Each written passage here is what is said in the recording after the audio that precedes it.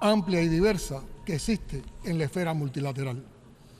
Durante 2 días, prácticamente sin descanso, más de 100 representantes de las 134 naciones que integran el grupo levantaron sus voces para demandar cambios que ya no pueden posponerse más en el injusto, irracional y abusivo orden económico internacional que ha profundizado año tras año las enormes desigualdades entre una minoría de naciones muy desarrolladas y una mayoría que no logra superar el eufemismo de naciones en desarrollo.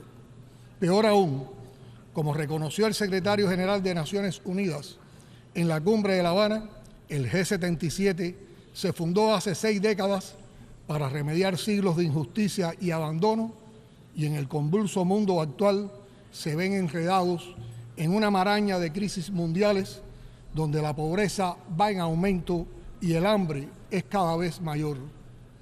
Nos unió la necesidad de cambiar lo que no ha sido resuelto y la condición de víctimas principales de la actual crisis multidimensional global, del abusivo intercambio desigual, de la brecha científica tecnológica y de la degradación del medio ambiente.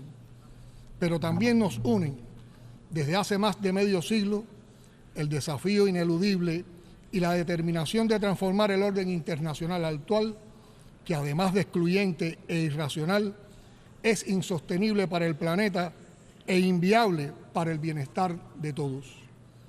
Los países representados en el G77 y China, donde vive el 80% de la población mundial, no solo tenemos el reto del desarrollo, sino también la responsabilidad de modificar las estructuras que nos marginan del progreso global y convierten a muchos pueblos del sur en laboratorios de renovadas formas de dominación.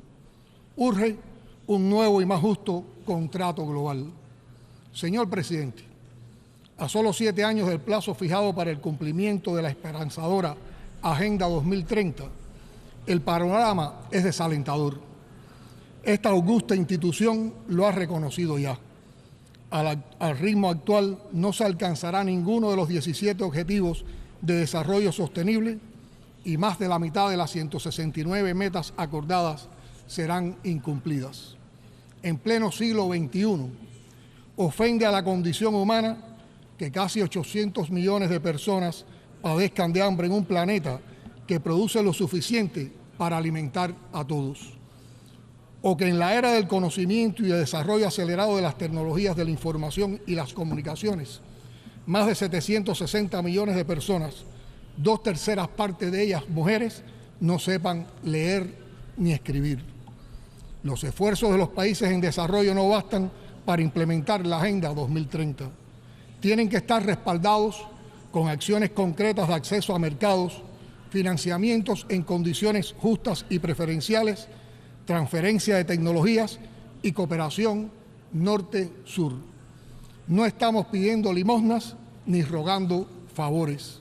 El G77 reclama derechos y continuará demandando una transformación profunda de la actual arquitectura financiera internacional porque es profundamente injusta, anacrónica y disfuncional, porque fue diseñada para lucrar con las reservas del sur, perpetuar un sistema de dominación que acreciente el subdesarrollo y reproducir un modelo de colonialismo moderno.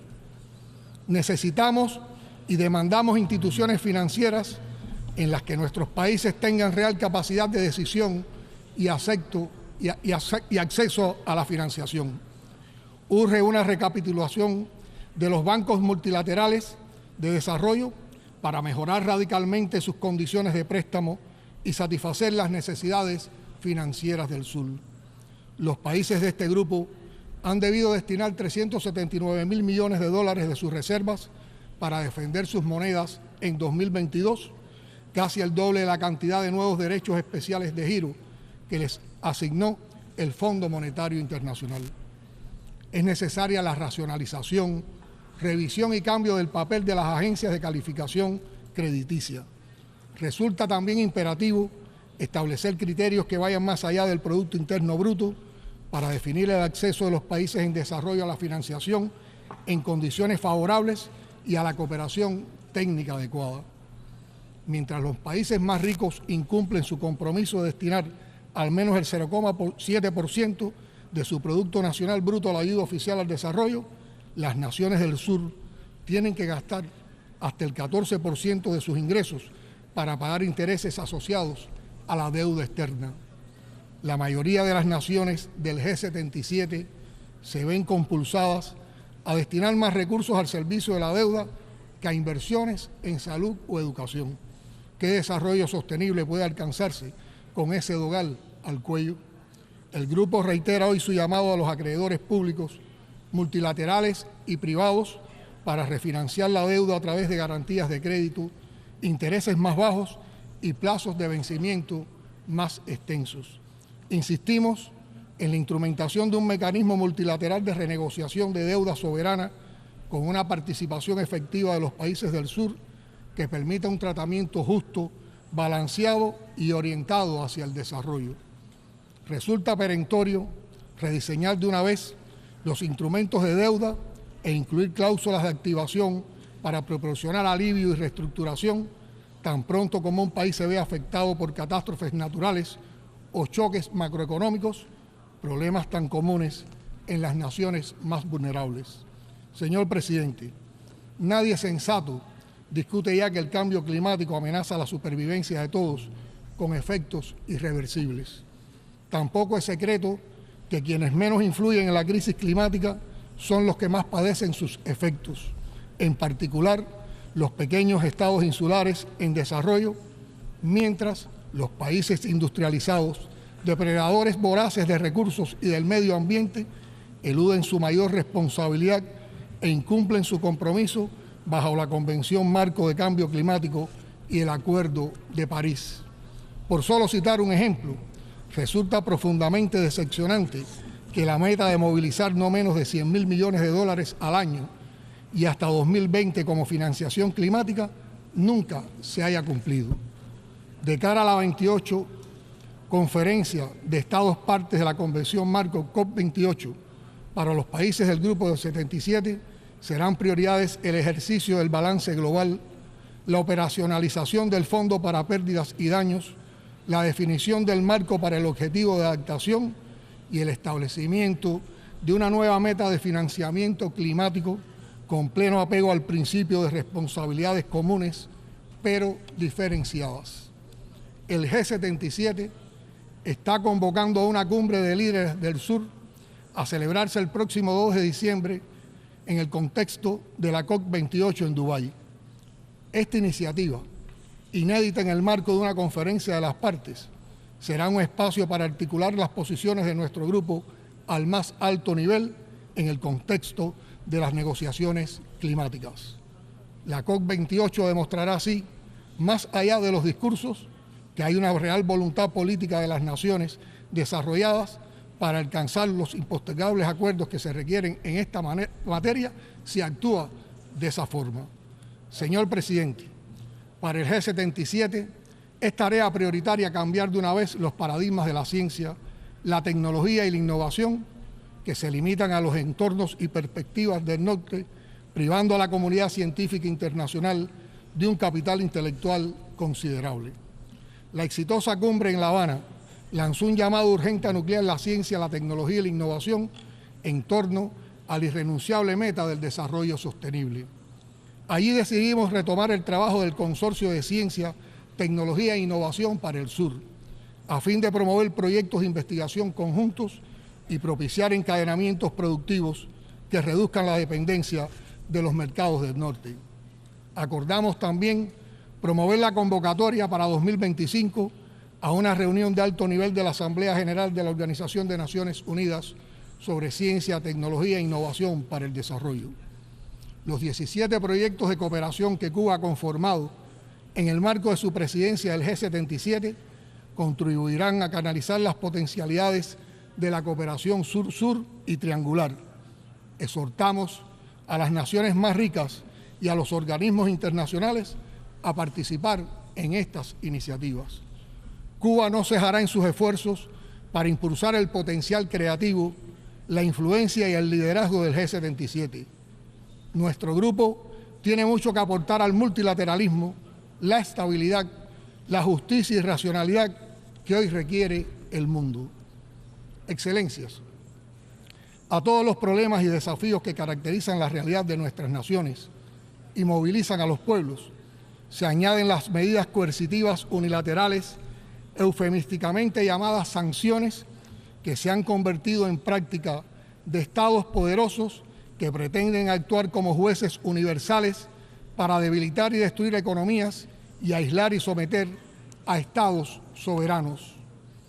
Cuba no es el primer estado soberano contra el que se lanzan medidas de ese carácter, pero es el que por más tiempo las ha soportado, a despecho de la condena mundial que cada año se expresa de manera casi unánime en esta asamblea y respetada y desoída en su voluntad expresa por el gobierno de la mayor potencia económica, financiera y militar del mundo.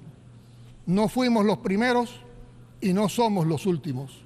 Las presiones para aislar y debilitar economías y estados soberanos hoy afectan también a Venezuela, Nicaragua y antes y después han sido el preludio de invasiones y derrocamientos de gobiernos incómodos en el Oriente Medio. Rechazamos las medidas coercitivas unilaterales impuestas a países como Zimbabue, Siria, la República Popular Democrática de Corea e Irán, entre otros muchos países cuyos pueblos sufren el negativo impacto de estas. Reiteramos la solidaridad con la causa del pueblo palestino. Apoyamos el derecho a la autodeterminación del pueblo saharaui. Luchemos por un mundo de paz, sin guerras ni conflictos.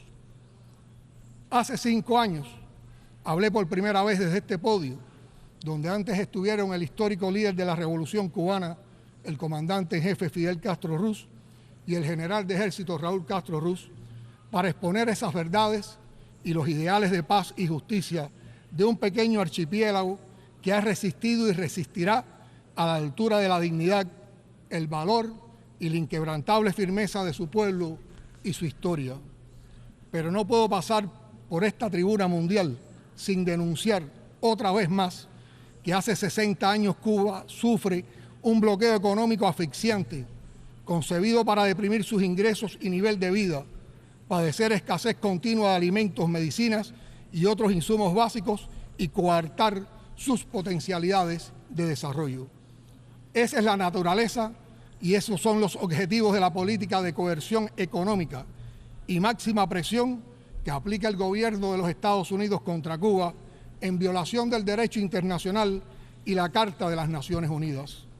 No existe una sola medida o acción de Cuba para dañar a los Estados Unidos, para perjudicar a su sector económico, su actividad comercial o su tejido social. No existe acto alguno de Cuba que amenace la independencia de los Estados Unidos, su seguridad nacional, que lacere sus derechos soberanos, interfiere en sus asuntos internos o que afecte el bienestar de su pueblo. La conducta estadounidense es absolutamente unilateral e injustificada. El pueblo cubano resiste y vence creativamente cada día frente a esa guerra económica despiadada que desde 2019, en plena pandemia, escaló de modo oportunista a una dimensión aún más extrema, cruel e inhumana. Las afectaciones son brutales. El gobierno de Estados Unidos presionó a entidades para que no suministrara el oxígeno medicinal y los ventiladores pulmonares que se necesitaban en Cuba para enfrentar el pico pandémico. Nuestros científicos cubanos crearon las vacunas y desarrollaron los ventiladores pulmonares que salvaron al país y que pusimos en disposición de otros países del mundo.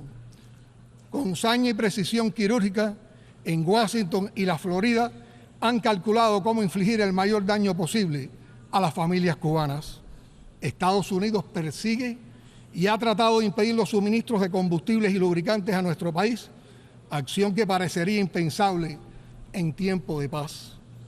En un mundo globalizado no es solo absurdo, sino criminal prohibir el acceso a tecnologías, incluyendo equipamientos médicos que tengan más de un 10% de componentes estadounidenses.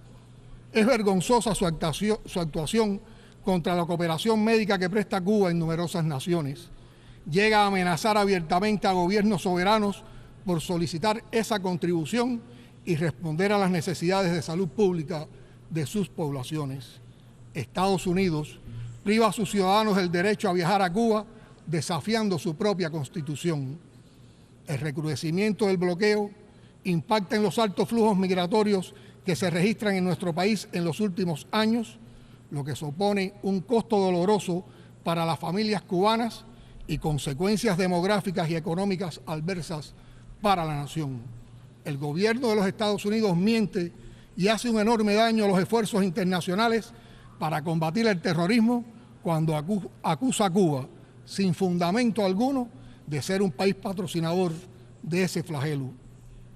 Amparados en esa arbitraria y fraudulenta acusación, extorsionan a cientos de entidades bancarias y financieras en todas partes del mundo y las obligan a elegir entre continuar sus relaciones con los Estados Unidos o mantener sus vínculos con Cuba.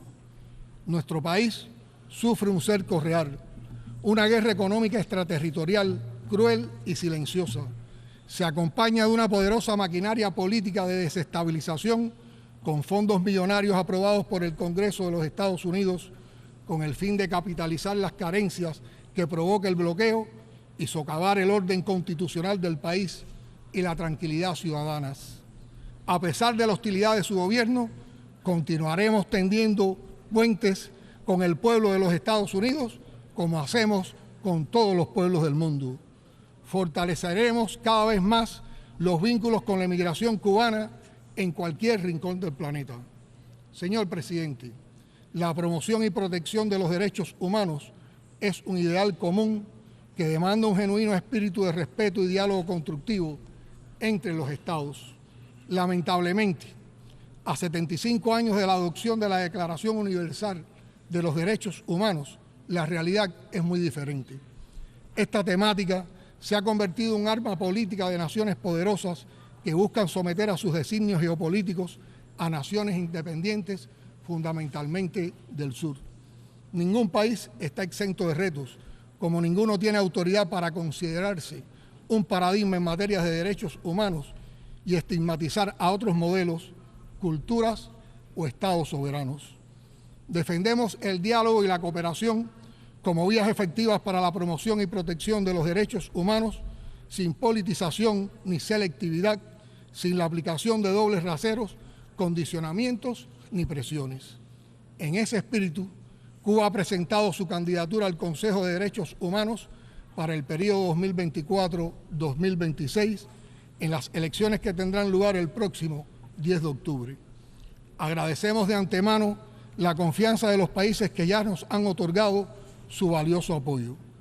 De ser electos, la voz de Cuba continuará alzándose con una visión universal, siempre desde el sur, en favor de los intereses legítimos de los países en desarrollo, desde el compromiso constructivo y la indeclinable responsabilidad con la realización plena de todos los derechos humanos para todos.